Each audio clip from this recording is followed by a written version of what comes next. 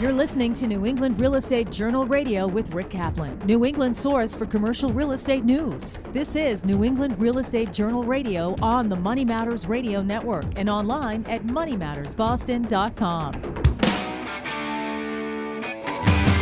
Welcome to the New England Real Estate Journal Radio Show. I'm Rick Kaplan with my sometimes co-host, Eric Wilson.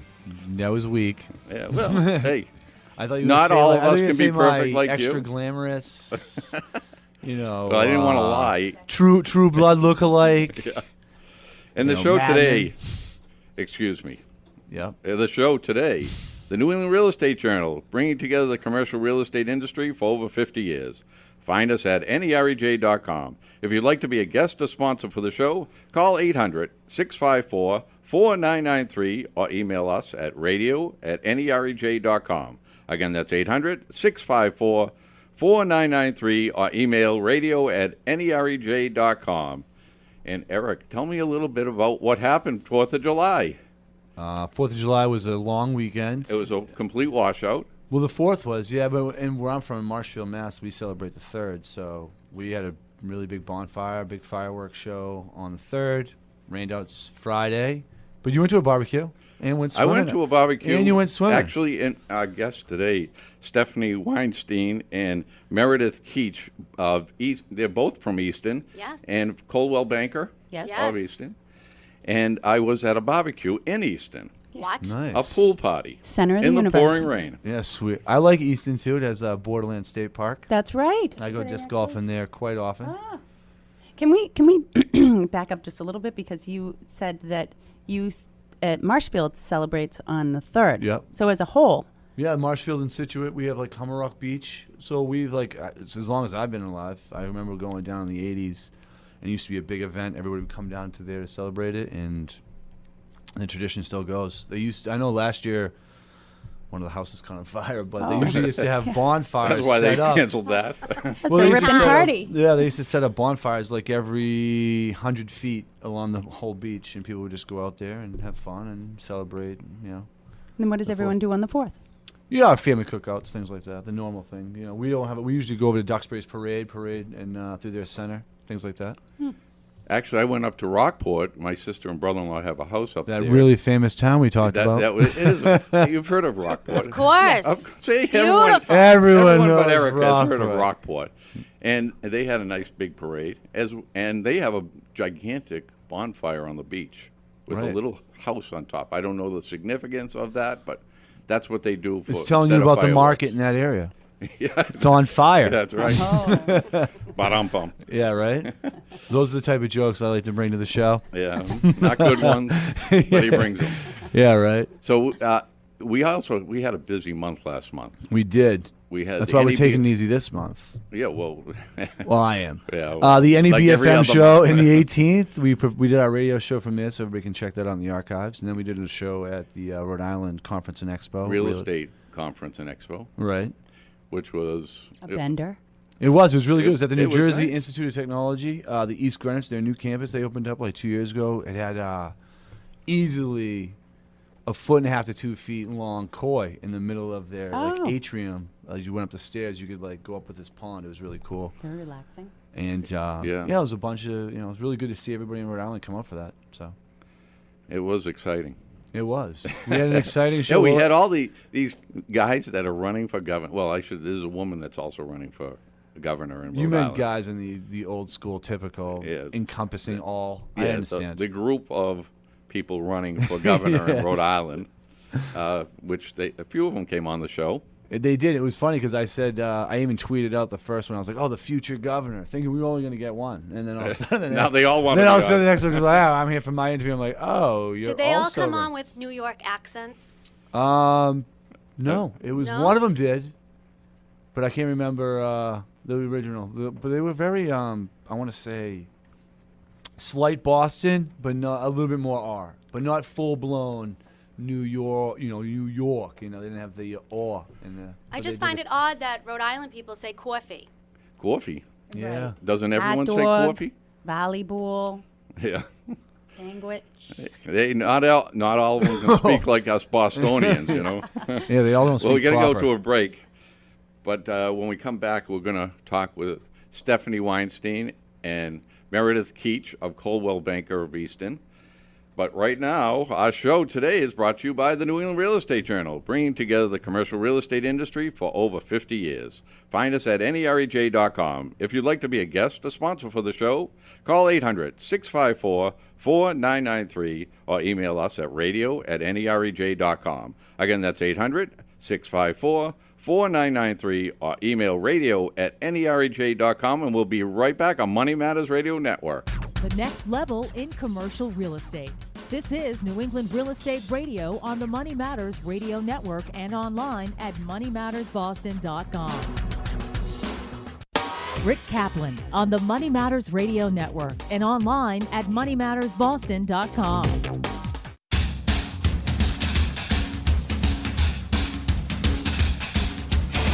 And we're back on New England Real Estate Journal Radio Show.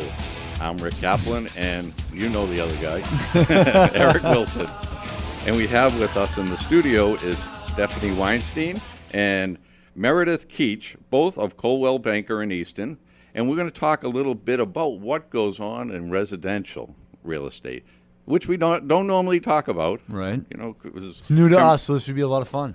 Yeah, well, commercial is sort of on the dull side, I would say. Thanks, Rick. And We only talk about it every week. And that's what I'm talking about. Way to gather the viewership. Yeah, it's a little stuffed shirt, you know.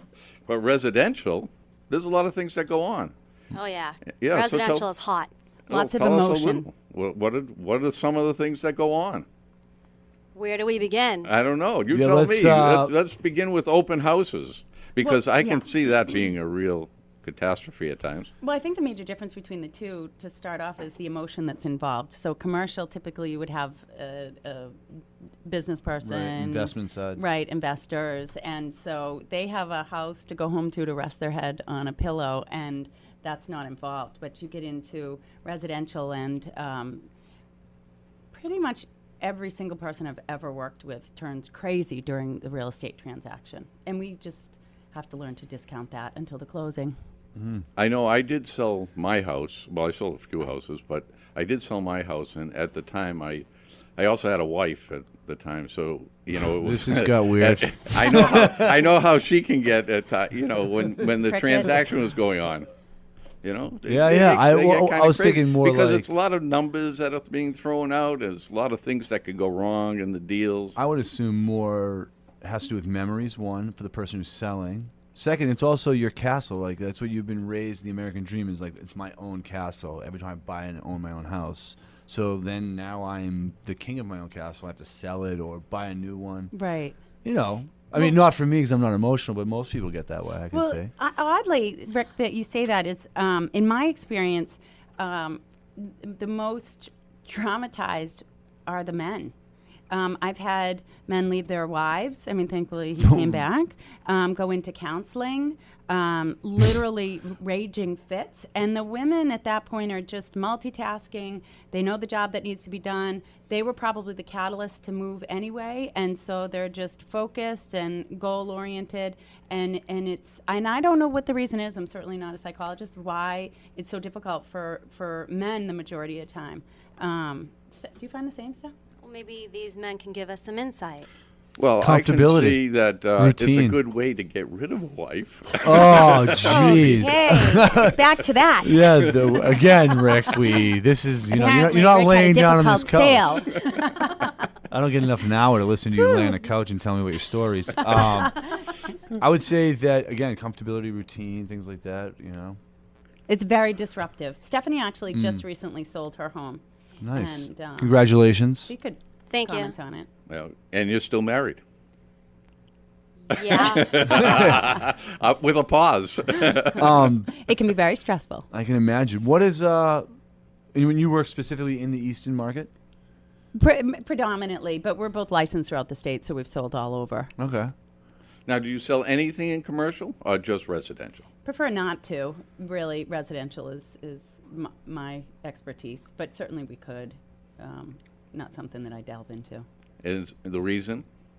I I don't know. I guess it's just what I started in, and so You just and know I it think better. not that many opportunities come for us to Yeah. sell commercial. Right. You'd really have to, in our area, focus on commercial and have that be your expertise, and you would become the go-to person for commercial, which certainly isn't impossible. But when you're doing volume of residential, I think it's probably best to stay focused rather than go in a million different directions. So is the market value starting to jump up, or is it Absolutely. stabilized? I mean, I think that we're particularly lucky living around Boston, all of us. The market here has certainly been great compared to other parts of the country.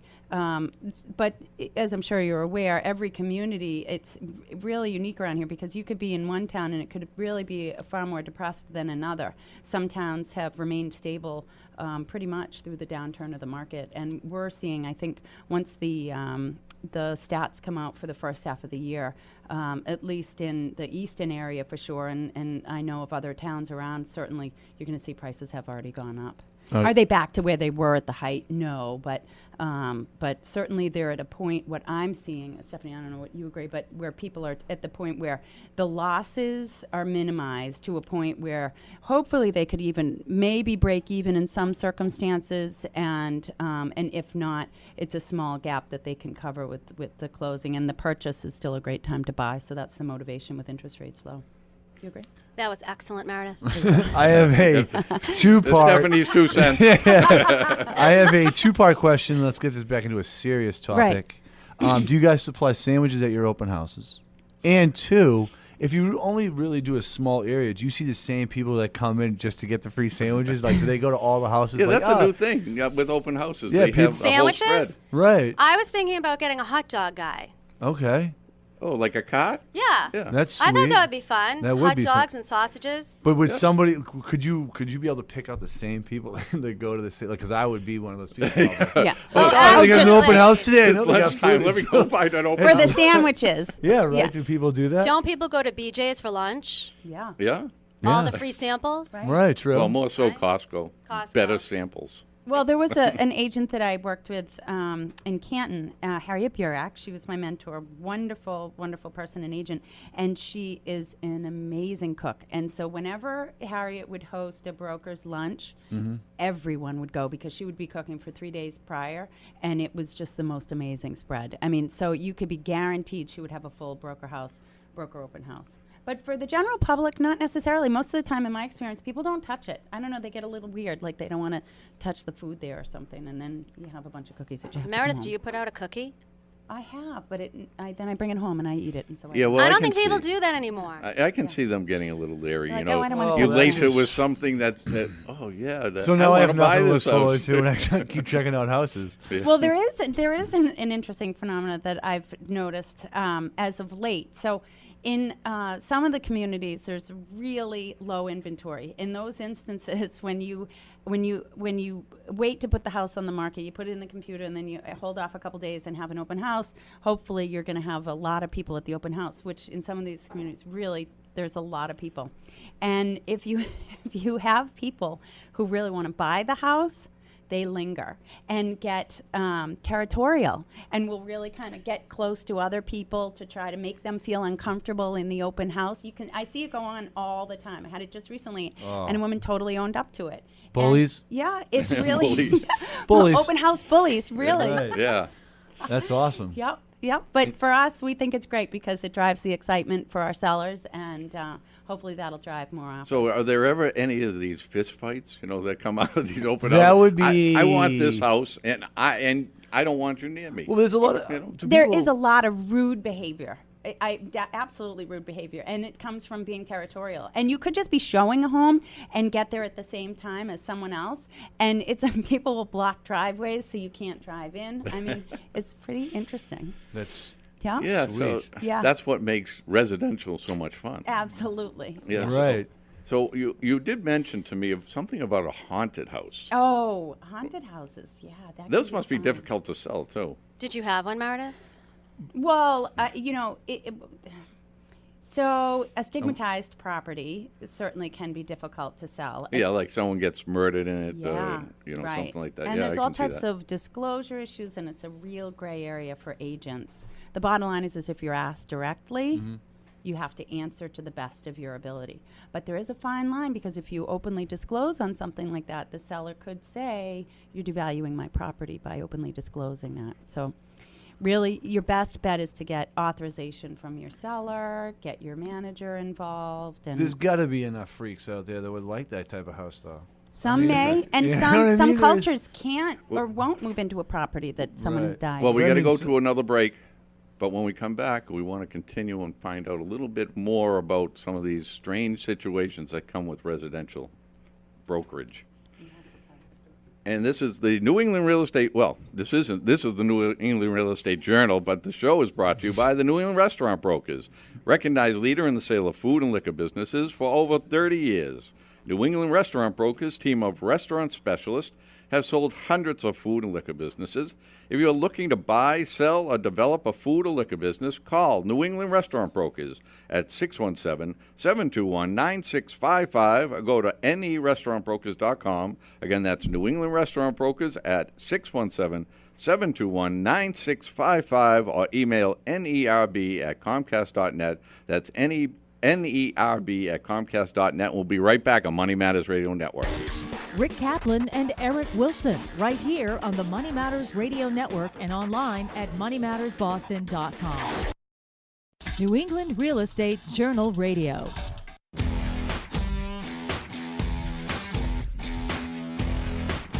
And we're back on New England Real Estate Journal Radio. I'm Rick Kaplan with my, what were you just saying, Eric? Fabulous will be. Your Brazilian hips? Yeah, these Eric Brazilian with hips the don't Brazilian lie. hips. Ow.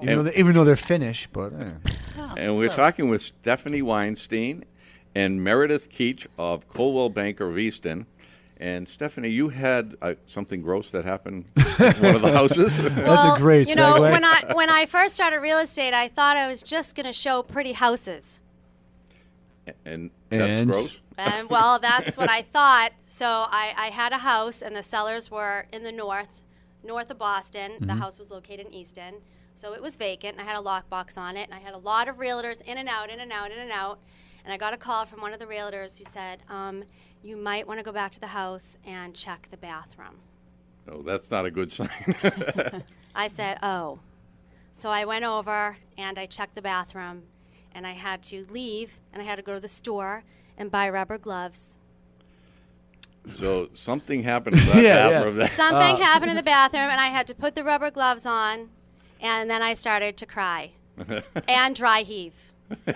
So And Was I it in said, the- was this it- is not what I signed up for. No, there was no one living in There that. was things on the wall. There was things on the floor, and it was just plastered. And I can't go back there. It will make me dry Was it heave a number again. one or number two? It was definitely number 2. Oh. Eric, you had to ask the question. Well, because we knew. were really beating around the bush, and you know me, I like to drive right through what I need to know. I want the details. So you went in there, and how I long went did- in there, put how the long did rubber it take you to gloves clean on. it? It took me a good 10 minutes. I had to scrub the walls. Wow, that's dedication. It was Yeah. awful. Did you sell the house? Yeah, how long I after? did sell the house. No, well, it's all worth it now in the end, right?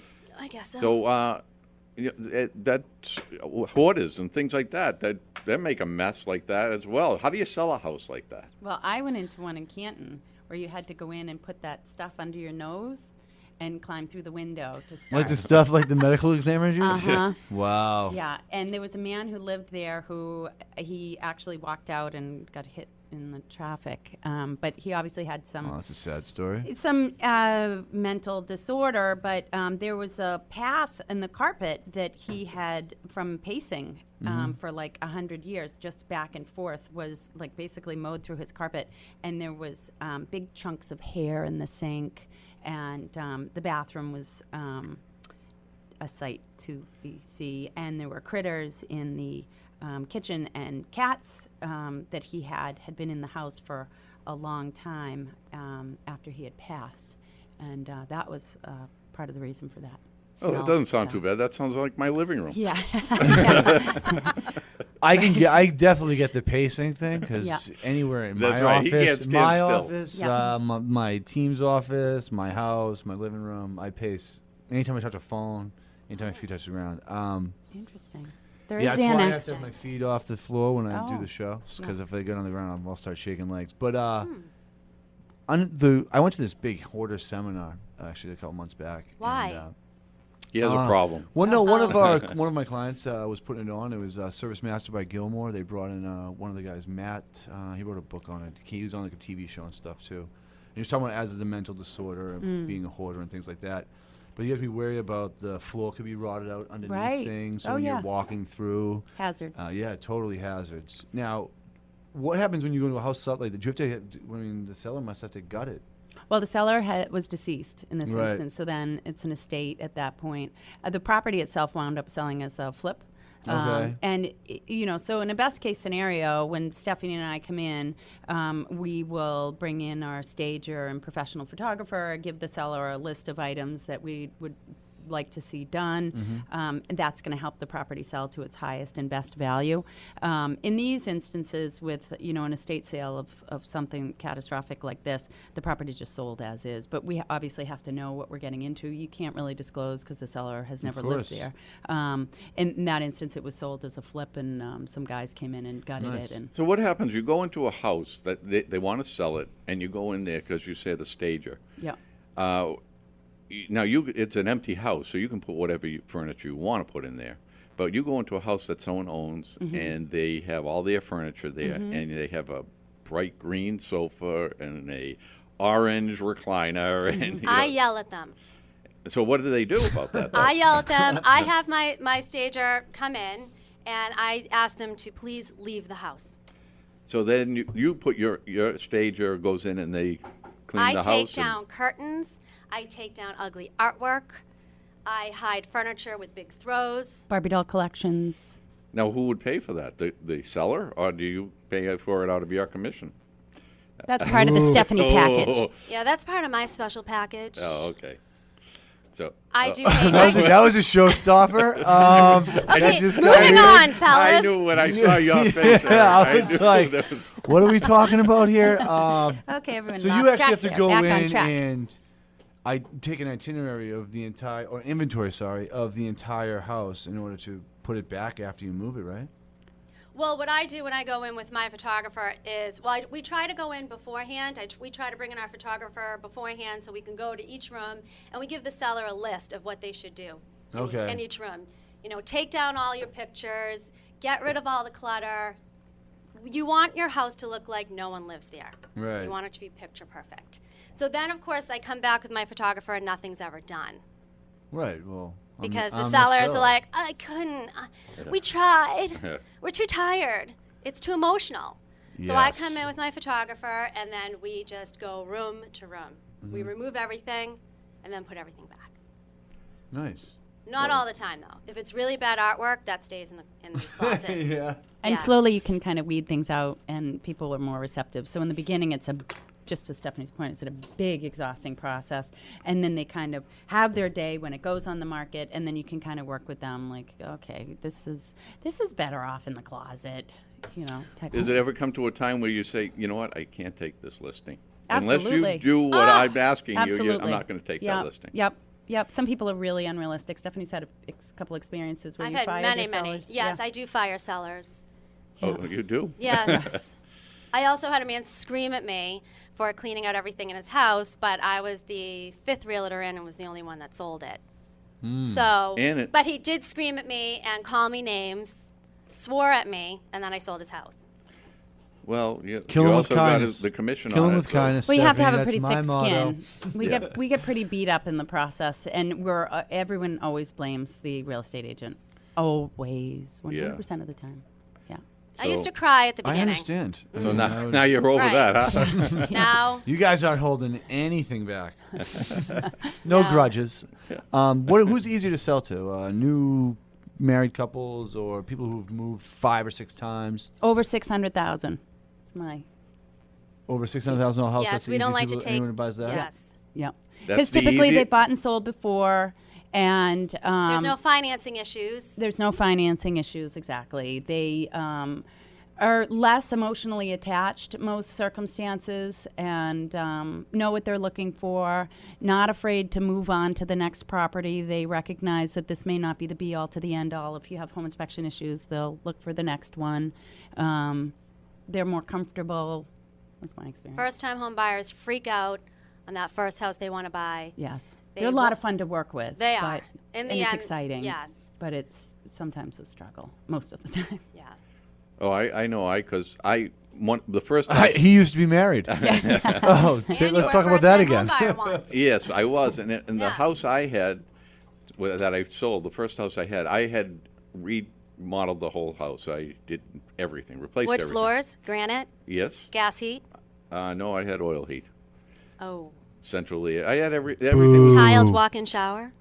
it was a long time ago. I don't even remember. Walk-in shower with the rain spout. What? But so I put it on the market, and a young couple came right away. The first day it was on the market. They put in an offer.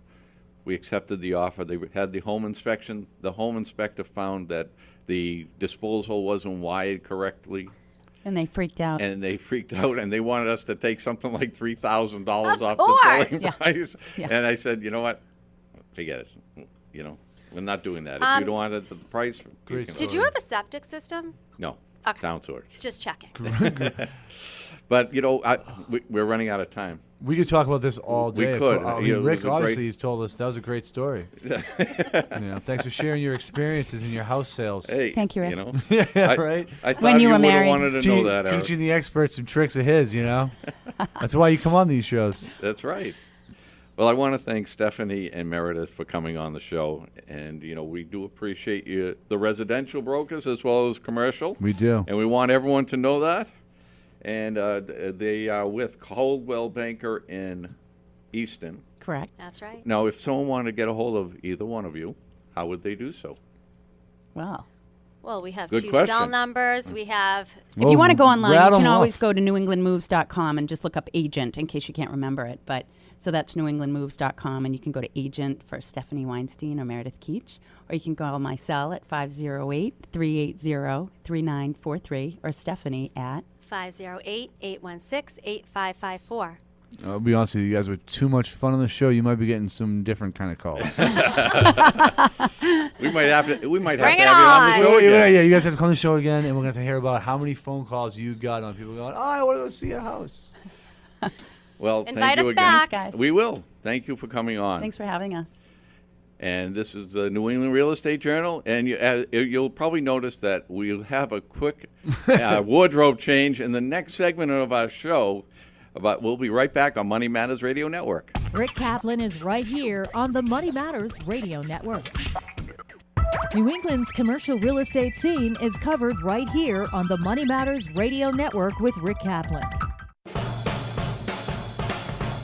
And we're back on New England Real Estate Journal Radio. I'm Rick Kaplan with my sidekick, Eric Wilson. And we have in the studio with us Thomas Astore, tax partner at Rodman & Rodman PC. Good morning, Tom. Good morning, Rick. Thank you for having me. Oh, thank you for coming in on a beautiful day like today. It's like, Should be out golfing. yeah, it'd be a nice day to play golf. So tell me a little bit about Rodman & Rodman PC. And I guess you handle the green part of the company? Sure. Yeah, we're a general accounting and tax firm in Newton, Massachusetts, but we have a green niche. It's a practice we started about 5 or 6 years ago, and we deal with renewable energy-related clients in their accounting and tax needs. So the green, well, we all know this is like the big thing going on right now, especially in commercial real estate. Well, I guess residential as well. I mean, with solar panels and all the other things that you could do to conserve energy. So what are some of the things that people would need to know about a building with green? What are Oh, the sure. incentives? Incentives, and also where would a CPA firm come in to play? Oh, sure. So we work with a number of solar developers and biogas developers. I'll give you an example. There are a few farms out in western Massachusetts, and the farmers got together and they built digesters, biodigesters. So they're using the cow waste and other waste to produce energy to sell back to the grid and to use it on the farm. So they come to their accountant, and we help them with accounting needs, financial modeling, helping them understand the tax incentives. Nothing to do with the manure. You don't handle any of that. No, Just I the have accounting end of it. Yeah. 'Cause I have know, people below I know me. sometimes when you're dealing with tax issues, there's a lot of manure mixed in with that. That's what some people say to me, but I usually have lower people in our firm who do the site visits. So what other kind of clients do you typically work with in this type of Stealing my questions, Rick. Stealing my questions. All right. You're up next, Eric. So we're working with a number of solar developers. So I came in the office today. This morning I was working with a group of fellas that are looking to develop solar fields in Massachusetts, Vermont, and Rhode Island. So what they do is they bring the deal to us. We vet that deal from an accounting and a tax perspective, and we help them sell that deal to investors. What Eric? I was going to ask the question, as you said again, what are the tax incentives? What are some of the tax incentives, and what are the financial benefits for developers choosing green instead of not? Sure. So we all know that government, both local government, state government, and federal government, are trying. They give incentives for people to build this green technology because it's more expensive, generally more expensive to operate. So there is a federal credit. It's a 30% credit that green energy investors, qualified green energy investors, can use against their personal income taxes. So it can be very beneficial for these solar investors. Now you say personal income tax investment. So if it's a corporation, how does that work? So it's not so much the corporation, it's the. Explain to me a little. Sure. I have. He's at a loss for words. Well, because I know nothing about any of these tax rules, and when you talk about personal Income tax. as opposed to commercial income tax or corporate income tax, what are some of the differences? Sure. So what we normally see in these type of investments, they'll structure the investment as a partnership. So you'll have a developer as a partner, and then you have you might have very wealthy individuals who can use these tax credits. So because it's structured as a partnership, the income, the losses, expenses, and the credits flow through to these investors on their individual tax returns. But you mentioned corporations. There are a number of banks across the country, insurance companies, even some publicly held companies that are looking to invest in solar fields particularly.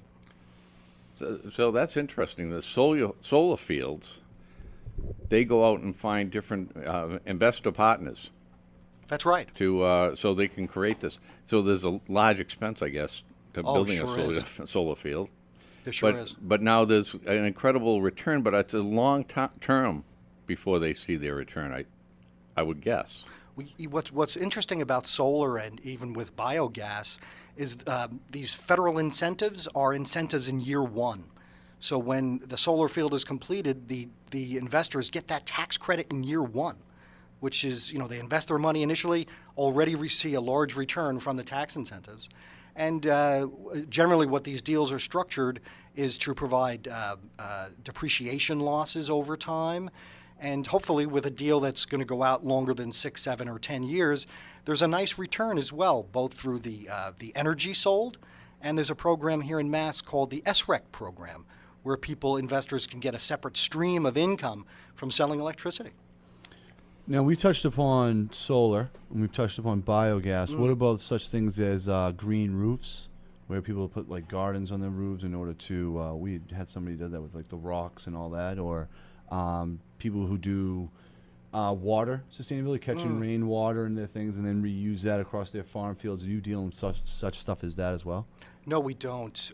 What we've seen is the solar and the biogas, and even geothermal in some respects, provides that initial return because of the investment tax credit. Okay. There has been a lot of not controversy, but people don't understand the market yet.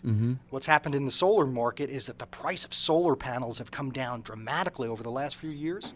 So people are scrambling now because now it's more cost efficient to build these solar plants. Right. And I assume that's only going to get more and more efficient as technology, much like the cell phone, how that's changed. Solar panels have become individual shingles, I know. Exactly. They use things like that now, and I'm sure it's going to be smaller and smaller. What about with solar energy? It's huge in Massachusetts.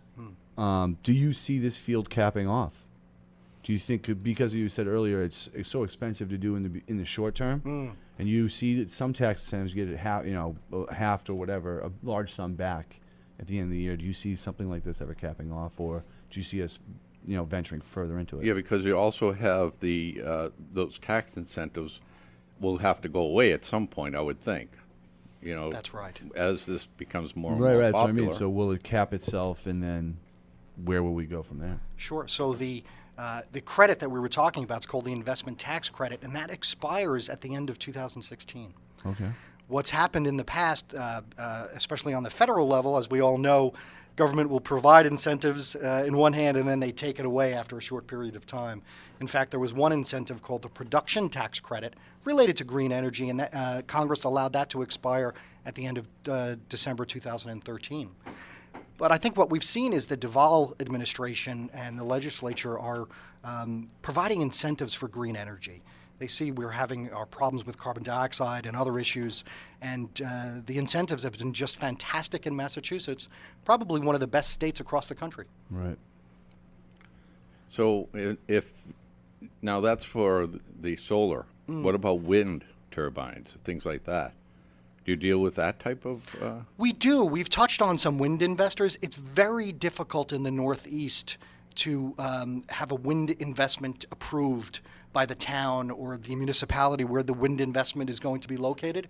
In fact, I represent an investor from New York City who is trying to build a small wind farm in Vermont. And after 2 or 3 years, they had to stop the development because it just wasn't approved by the town. So the wind, they need to have the approval of the town? You can't just put that on your own property? A wind turbine, a lot of those are like smaller units now, or they're like a box. You don't even notice them. You don't see blades or anything in that. So I would think that would be perfect. From a commercial standpoint, generally you'll need municipality approval to build one of the large commercial turbines on your property. I'm not sure about the smaller mobile turbines, but the larger turbines you do need approval. Mm-hmm. We went through that on Cape Cod. But it doesn't make a lot of sense because they'll give you a tax incentive, and then they won't approve it. That makes no sense. But we got to go to a break, Tom. And we'll touch upon that when we come back. Yeah, so we'll touch on that a little more and a few other things that we want to talk about. And we'll be right back on Money Matters Radio Network. It's New England Real Estate Journal Radio on the Money Matters Radio Network and your home for commercial real estate news. It's New England Real Estate Journal Radio on the Money Matters Radio Network and online at moneymattersboston.com.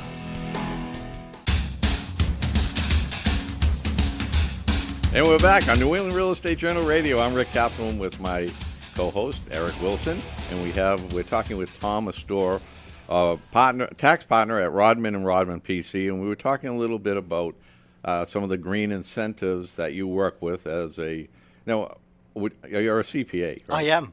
So you would work with your clients and figuring out the best incentives for them. Now, do you do this before they go into a project, or is this while they're already have started some projects? Well, we always like to work with our clients earlier as possible.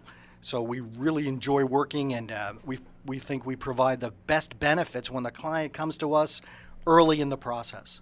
When they've come to us later in the process, well, there may be things that we could have done before, but we can't do now because we're just too far along. So it's beneficial for them to come to you before the project starts because they could be missing out on some of these tax incentives. Exactly. Tax incentives, or I was a lawyer in a prior life. I concentrate on being a CPA and accountant now. You're just a party animal, aren't you, Tom? CPA and a lawyer. I am. I left my green eye shade and my pocket protector back in the car. But I can help clients work with their attorneys to structure the appropriate vehicle to hold this investment.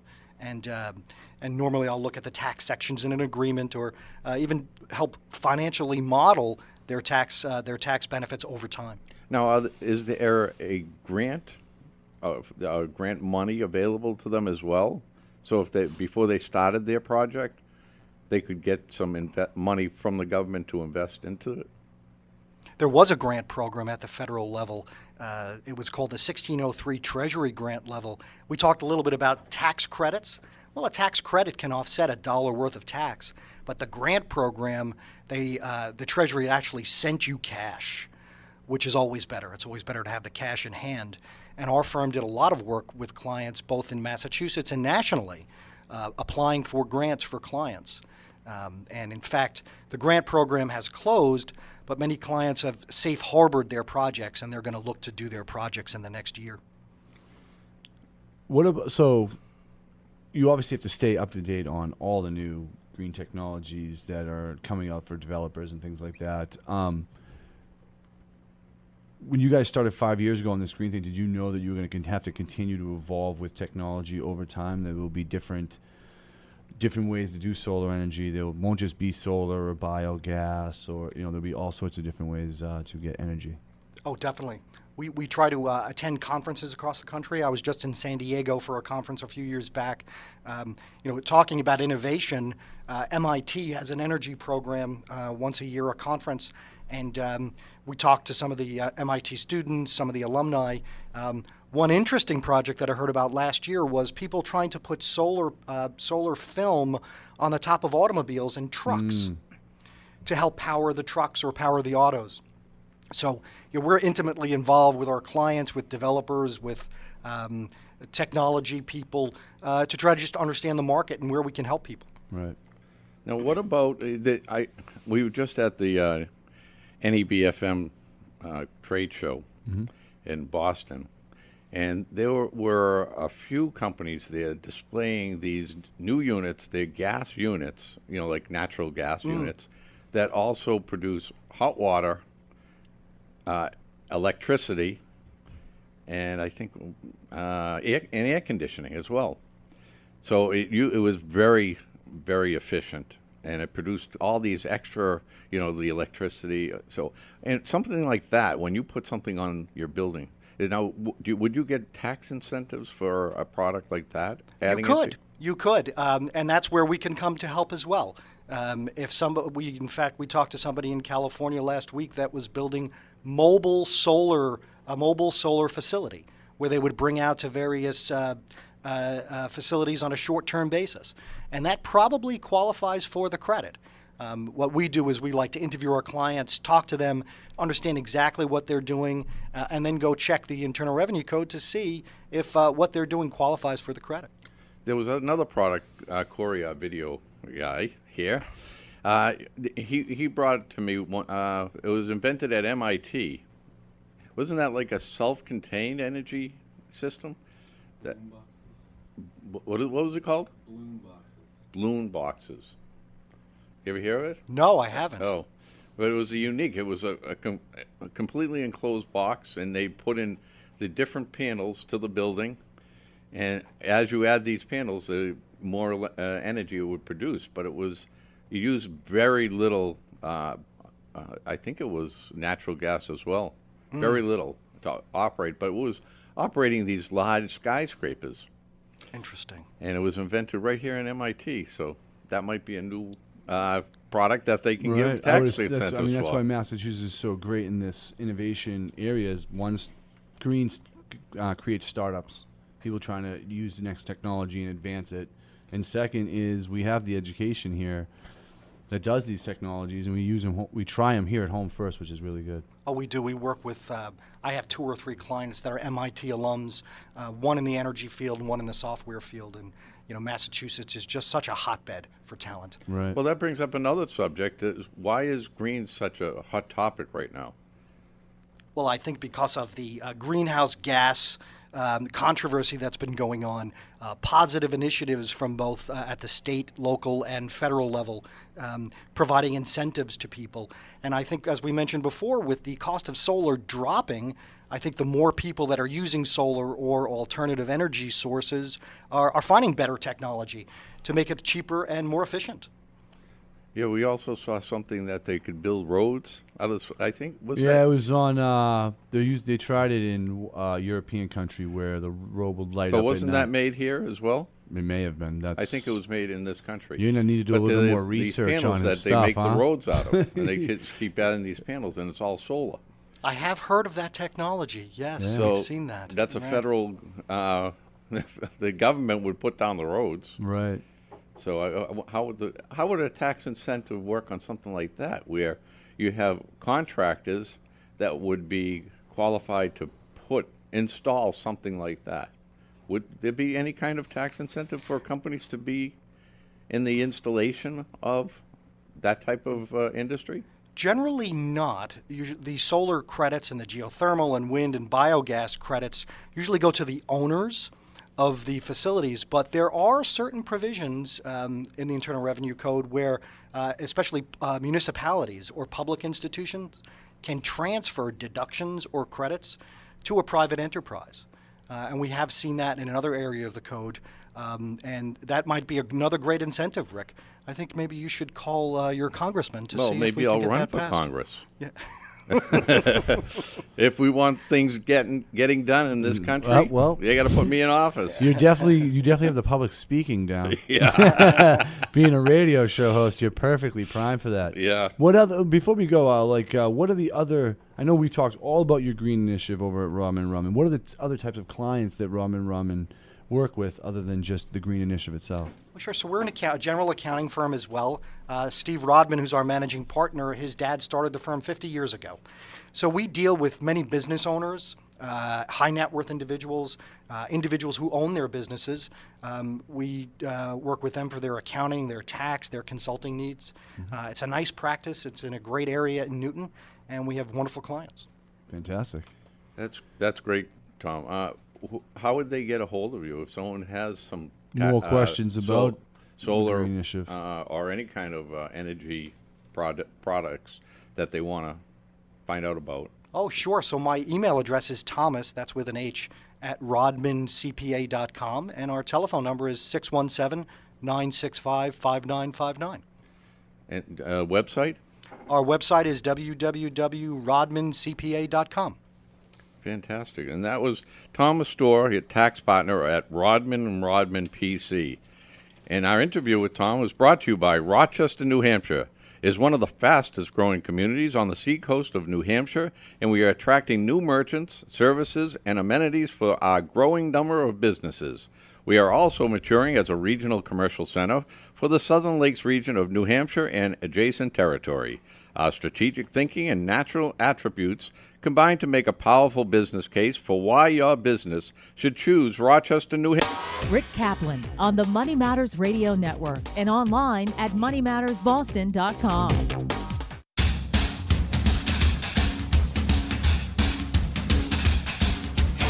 Welcome back to the New England Real Estate Journal radio show. I'm Rick Kaplan with my co-host Eric Wilson, and today's show is brought to you by the New England Real Estate Journal, bringing together the commercial real estate industry for over 50 years. Find us at nerej.com. If you would like to be a guest or sponsor for the show, call 800-654-4993 or email us at radio@nerej.com. Again, that's 800-654-4993 or email us at radio@nerej.com. And Eric, well, And Rick, we had such a busy month in June. we did. We've been real busy. I This mean, is a we good thing. had the event that we put on, Yeah, we put Cocktails on. and Conversation in Portsmouth, New Hampshire. Yeah. We had the NEBFM 2014 conference. Following week, yeah. Yeah, show, you're right, whatever. event. And then we have the Rhode Island conference and Expo. Yep, we did that as well. Yeah. So Well, we've we been would- kind of busy. We've done a lot of live shows. If you want to find out more about NEBFM or RIAR, the Rhode Island Association of Realtors Expo Conference and Expo, you can go and check out our shows from the prior weeks. Yeah. June 28th and July 5th, both those shows have the Rhode Island Expo and the NEBFM. We had a lot of interviews with a lot of the people who exhibited and attended. So it was And really, a lot of our shows are archived, so if you missed one of our shows, you can always go to our website Yeah, and check or it out. iTunes or UR Business Network. They'll all be on those websites. websites. Yep. Good thing you were here. I know. I feel like I've been filling in all your sentences this whole day. But hey, it is what it is. Someone has to. Hey, you know what's funny? I found interesting when we had Tom on, just a few minutes ago, and he had said, we're celebrating our 50th birthday. I'm just shocked at how much business that we've been talking to that was started in 1963 or 1964. Well, that was when the big boom of the commercial industry started popping up. It had to be. I mean, we fell right in line with it because we celebrated 50. J.C. Canestraro celebrated 50. U.S. Pavement celebrated 50. Now Robin and Robin celebrating 50. I just find it really, you start to hear about those things, I guess, more. Maybe they resonate. I don't know. And I wasn't even born then. Wait, yeah. Adam, Dude, didn't you graduate high school? I thought you said. graduated high school in 1963. Yes, we had a really busy month. It was really exciting. So hopefully, in the month of July, everyone should check out the New England Real Estate Journal. We have the Northern New England, July 4th. The Northern New England section comes out. Yeah, with the New Hampshire Spotlight. And yes, New Hampshire Spotlight, and the ODM section is the multi-residential and hotel section. Spotlight. Yeah. We do a lot of spotlights in the summer months. Yeah, July 11th, the Rhode Island's section will be coming out, and the Financial Digest, as well as our billboard and classifieds. Anytime you're looking for a property, you can always find something there every week. July 18th, we have our healthcare and biotech in the CDE section. That's Spotlight. And also Connecticut Economic Development Corporations featuring Metro Hartford Alliance will be coming out. And July 25th, the green buildings and shopping centers. Nice. Good work, Rick. Anything else you need to add to just gave that? a nice little plug for all the spotlights sections coming out. So check them out if you want to be part of those. Go to our website and you can find the corresponding publisher or just section. email us at radio@NERJ and we'll make sure you get to the right people. That's right. Anything else needed to be added, Eric? No, let's hopefully that July and August slows down just a tiny bit for us so we can do a little bit more golfing. But other than that, check out IREM's coming up, their golf event in September. But most of your associations are putting on their golfing events these next couple We months. also have another NERJ Cocktails and Conversation that will be coming out in September down in Rhode Island. So Providence, book your Rhode calendars Island. now So and if look you're for those interested in invites. being a sponsor for that event, let us know. Right.